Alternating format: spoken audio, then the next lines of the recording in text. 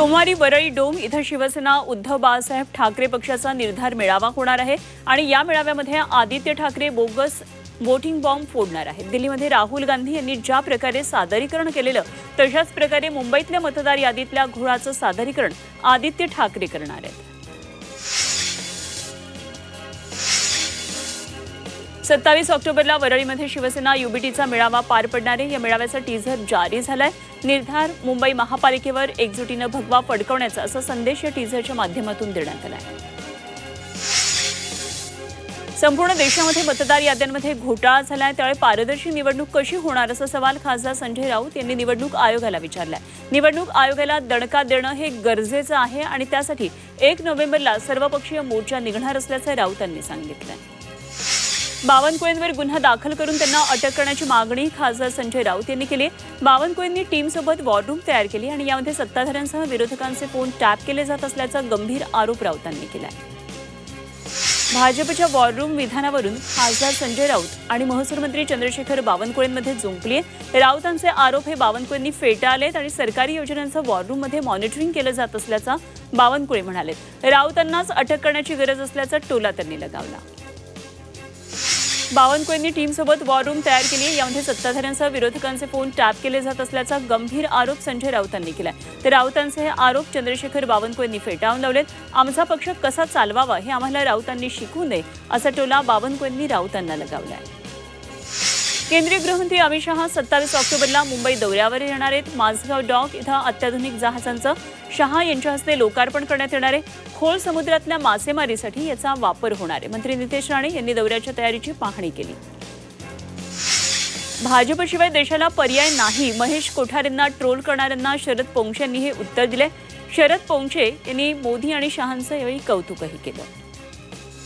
फडणवीस सरकारनं आणखी एक मोठा निर्णय घेतला, तर शेतकऱ्यांप्रमाणे मच्छीमारांना सुद्धा वीज सवलत मिळणार आहे। मंत्री नितेश राणेंच्या मागणीनुसार शासनाकडून निर्णय जारी करण्यात आलाय। मत्स्य व्यवसायाला कृषी दर्जा दिला, त्यामुळे वीज सवलत लागू करण्यात आली आहे। मुंबईतल्या घाटकोपर ठाणे दरम्यानच्या विस्तारीकरणाच्या कामासाठी 320 झाडं कापण्यात येणार आहेत। 386 झाडांचं पुनरोपण केलं जाणार आहे। मात्र वृक्षतोडीला पुनरोपणाला स्थानिकांनी पर्यावरणप्रेमींनी विरोध केलाय। MMRDAनं वृक्षतोडीचा निर्णय तात्काळ मागे घ्यावा अशी मागणी या स्थानिकांनी केली आहे। वसईमध्ये अनधिकृत धोकादायक इमारतींमुळे निर्माण होणाऱ्या समस्येवर तोडगा काढण्यासाठी क्लस्टर योजना राबवण्यात येणार आहे। यासाठी काही ठिकाणचं सर्वेक्षण करण्यात आलंय, मात्र या प्रक्रियेला गती मिळत नसल्यानं मागच्या काही महिन्यांपासून प्रक्रिया थंडावली आहे आणि आता उच्चस्तरीय समितीच्या बैठकीनंतर यावर निर्णय घेतला जाणार आहे। विषारी कफ सिरप प्रकरणात केंद्रानं कडक पाऊल उचललंय। आता प्रत्येक कफ सिरपची चाचणी ही अनिवार्य करण्यात आली आहे। सरकारी प्रयोगशाळेमध्ये कफ सिरपची चाचणी होणार आहे आणि कफ सिरपमध्ये विषारी घटक आढळल्यानंतर निर्णय घेण्यात येतोय। मुंबई महापालिकेच्या घर नोंदणीनं 10,000चा टप्पा गाठलाय। 8 दिवसांमध्ये 300हून अधिक जणांनी अर्ज भरले। BMCकडून होणाऱ्या 426 घरांच्या लॉटरीसाठी मुंबईकरांचा मोठा प्रतिसाद मिळताना दिसतोय। पंतप्रधान आवास योजनेतल्या घरांच्या किमती आवाक्यात राहणार आहेत। रेडी रेकनरप्रमाणे घरांच्या किमती आकारण्याचा निर्णय रद्द करण्यात आलाय, त्यामुळे पंतप्रधान आवास योजनेतल्या घरांच्या किमती या परवडणाऱ्या असतील असा विश्वास व्यक्त केला आहे। भारतीय सैन्यात भरतीसाठी आणलेल्या अग्निवीर योजनेमध्ये मोठा बदल होण्याची शक्यता आहे। या योजनेमध्ये 4 वर्ष सेवा पूर्ण केलेल्या अग्निवीर जवानांपैकी 75% जवानांना कायमस्वरूपी सैन्यामध्ये नोकरीवर ठेवण्याचा प्रस्ताव विचाराधीन असल्याची माहिती मिळते। भारत हा जगातला 9वा सर्वाधिक वनसमृद्ध देश ठरलाय। गेल्या वर्षीचा 10वा क्रमांक सुधारून भारतानं यावर्षी एक पायरी वर चढली आहे। वनक्षेत्र वाढवण्यासाठी सर्वाधिक प्रभावी प्रयत्न करणाऱ्या देशांमध्ये भारत आता 3ऱ्या स्थानावर आहे। लक्ष्मीपूजनाच्या दिवशी झालेल्या पावसामुळे फटाक्यांमुळे होणाऱ्या आवाजाच्या पातळीची मोजणी करणं शक्य झालेलं नाहीये, त्यामुळे आवाज फाउंडेशनला यंदा दिवाळीमध्ये फोडलेल्या फटाक्यांच्या आवाजाच्या पातळीचा अहवाल सादर करता येणार नाहीये। गेल्या 21 वर्षांनंतर पहिल्यांदाच यामध्ये खंड पडलाय। मुंबईत दिवसा ऊन रात्री गारवा अनुभवायला मिळतोय। वातावरण बदलामुळे मुंबईकरांच्या आरोग्यावर याचा परिणाम होऊ लागलाय। मुंबईमध्ये सर्दी, ताप, खोकला, घशामध्ये खवखव, अंगदुखी अशा आजारांनी डोकं वर काढलंय। पावसामुळे मुंबईच्या हवेत सुधारणा झाली आहे। मुंबईचा एकूण हवा निर्देशांक हा गुरुवारी 109 इतका होता, म्हणजेच मध्यम श्रेणीमध्ये नोंदवला गेलाय। तर दिवाळीच्या पहिल्या दिवसापासून मुंबईची हवा ही खालावली होती। अनेक भागामध्ये वाईट ते अतिवाईट हवेची नोंद झाली आहे। डहाणूमध्ये गुरुवारी सर्वाधिक तापमानाची नोंद झाली आहे। या ठिकाणी 37°C कमाल तापमानाची नोंद झाली आहे आणि त्याखालोखाल अकोला, अमरावती, ब्रह्मपुरीमध्ये कमाल तापमान वाढल्याचं दिसून आलं। छत्रपती शिवाजी महाराज टर्मिनस आणि नागपूर दरम्यान अतिरिक्त वातानुकूलित सुपरफास्ट विशेष गाड्या धावणार आहेत। छठ पूजेच्या काळामध्ये वाढत्या गर्दीचा विचार करून मध्य रेल्वेनं हा निर्णय घेतला, त्यामुळे प्रवाशांना प्रवासाची अधिक सोय उपलब्ध करून देईल आणि गर्दी व्यवस्थापनास मदत करेल। मुंबईमध्ये दिवाळीनिमित्त यंदा आरटीओमध्ये 11,528 नव्या वाहनांची नोंद झाली आहे। यामध्ये बहुसंख्य नागरिकांनी दुचाकी खरेदीला प्राधान्य दिलंय। कार खरेदीमध्ये मात्र गेल्या वर्षीच्या तुलनेत घट दिसून आली। पश्चिम रेल्वेकडून रूळ उंचावण्याचं काम सध्या सुरू आहे। पावसाळ्यामध्ये रुळांवर पाणी साचू नये यासाठी 120 ते 150 मिलीमीटरपर्यंत रूळ उंचावले जातात। आतापर्यंत 60 मिलीमीटरनं रूळ उंचावण्याचं हे काम झालेलं आहे आणि हे काम जलद आणि धीम्या दोन्ही मार्गावर करण्यात येणार आहे।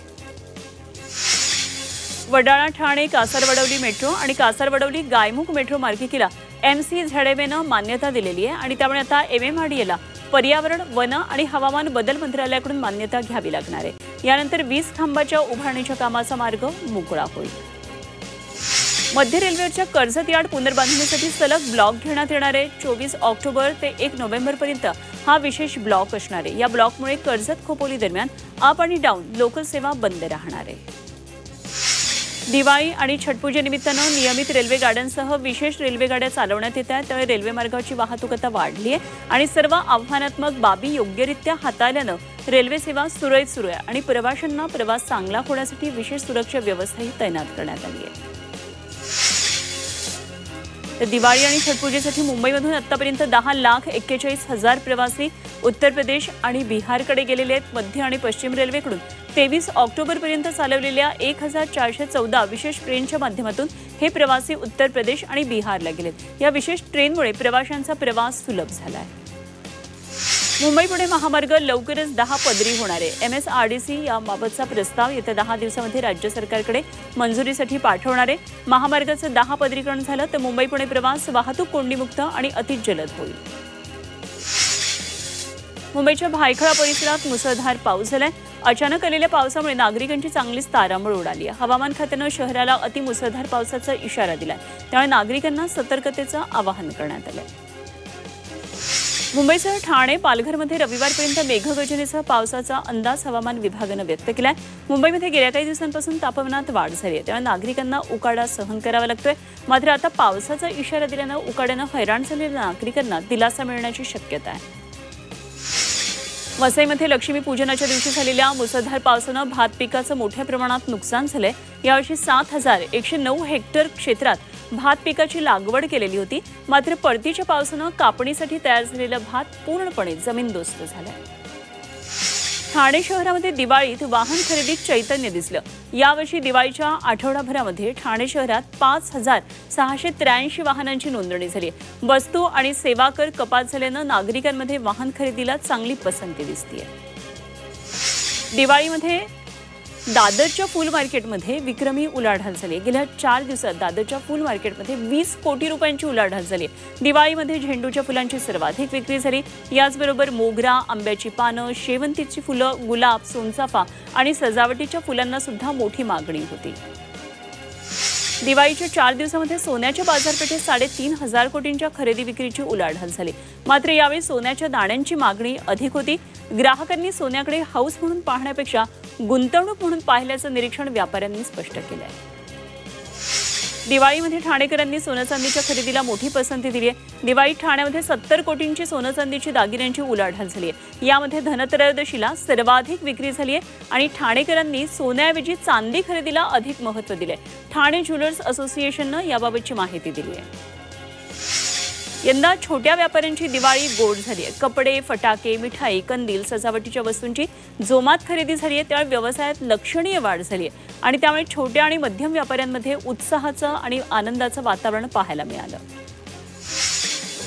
संजय गांधी उद्यानाच्या संरक्षणासाठी मुंबई उच्च न्यायालयाने 4 सदस्यीय उच्चस्तरीय समितीची स्थापना केली आणि ही समिती 3 दशकांपासून प्रलंबित न्यायालयीन आदेशांची अंमलबजावणी करणार आहे। या समितीच्या अध्यक्षांना एका बैठकीसाठी 1 लाख रुपये आणि सदस्यांना 55,000 रुपये मानधन दिलं जाणार आहे।